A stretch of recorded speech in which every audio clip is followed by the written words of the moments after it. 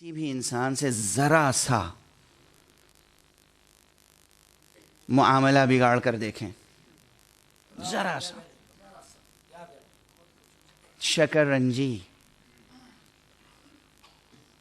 ذرا سی رنجیدگی، دو سگے بھائیوں میں ذرا سی گفتگو کی تلخی، معمولی سا مسئلہ، آئینہ خاطر پہ ایک ہلکا سا غبار آ جائے،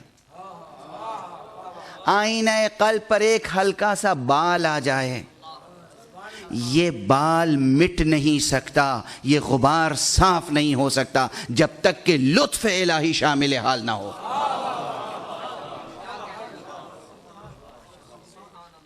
عام طور پر انسان اتنا باظرف نہیں ہے،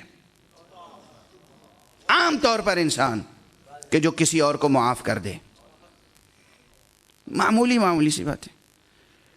آپ حضرات کو بھی تجربے ہوں گے، مجھے بھی بہت تجربے ہیں، بہت تجربے ہیں۔ مثالیں دوں گا تو ظاہر ہے کہ مجلس کا مزاج بدل جائے گا۔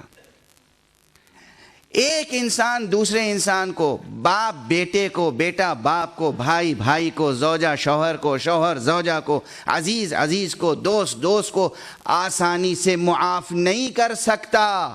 ذات انسانی میں یہ صلاحیت و صفت نہیں ہے، یہ صلاحیت و صفت دراصل ذات باری تعالیٰ کی ہے۔ یہ اس کا لطف شامل حال ہوتا ہے کہ کوئی ایک دوسرے کو معاف کر دیتا ہے۔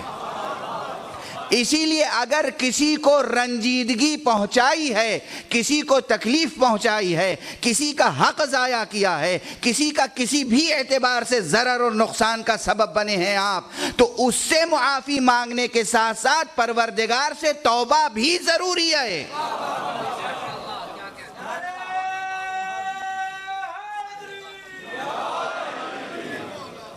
یہ ممکن نہیں ہے کہ آپ خدا کو بھلا دیں اور انسان سے جا کے معافی مانگ لیں۔ براہ راست انسان سے معافی مانگ لینا کافی نہیں ہے جب تک کہ آپ خدا سے بھی معافی طلب نہ کریں۔